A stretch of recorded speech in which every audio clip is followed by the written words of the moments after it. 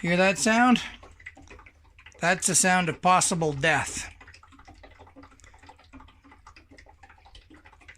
That's called the inductor fan in the furnace. Its job is to start airflow up the stack. And what you can hear is it's full of water. How did that happen? Well, here's where the water drains out of the furnace. The water that's made from combustion.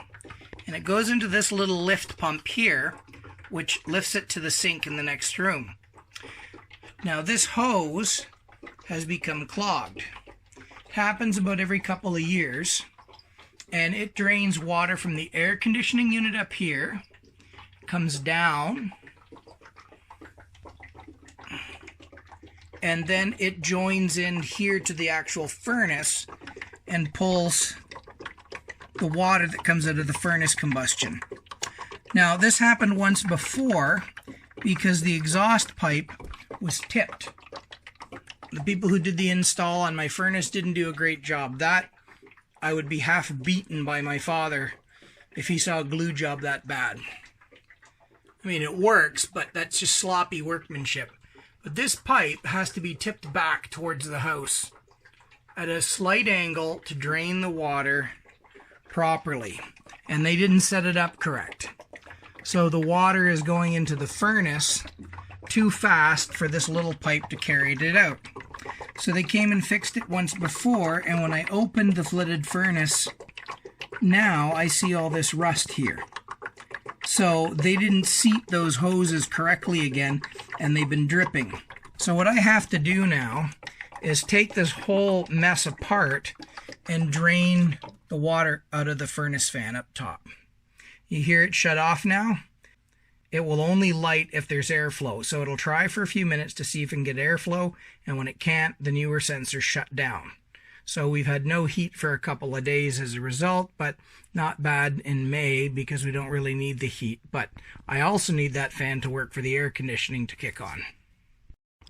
At this point, I'm part way through the disassembly of the motor housing, but I got to disconnect these power lines here. So since they're not color-coded to my colorblind eyesight, before I disconnect them, I'm putting a little R on that one, and I'll put a little L on this one. That way I can tell the two apart. And of course I shut the furnace off, and I'll disconnect these guys. Okay, so the motor housing is off. And you can see in there, it's full of water down in there. But this rubber boot that they put on the pipe, he's damaged it quite a bit on this side. He didn't have the gear clamp over top the pipe. He had it on top of the pipe here, but on the back side, he was compressing just the rubber above the pipe. So he'd actually left a small gap, and fumes were venting into the furnace body itself.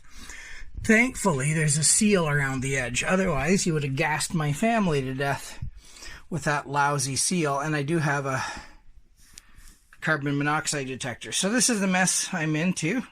So I'm just going to dump the water out of the pump, which probably means a soaker. And when Kaladi gets his feet wet, I turn into the Hulk.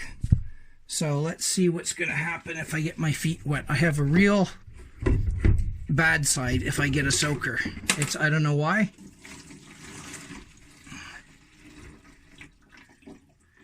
Okay. So that's all the water in the fan body due to combustion of CH4. So the next part, which I can't film properly, is in order to pull this rubber around this duct like it should be, just slightly warming it with a heat gun to expand the rubber so I can pull it over this pipe properly, and it'll shrink to fit a bit, and then I can tighten that gear clamp without any fear of it pulling free like it obviously did last time. But I need both hands for this one.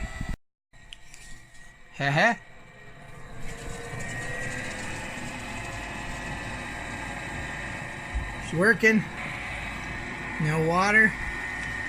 So this is what you get when you get a physics degree and your dad was a construction worker. I heard one solenoid click. Should hear a whoomph at some point.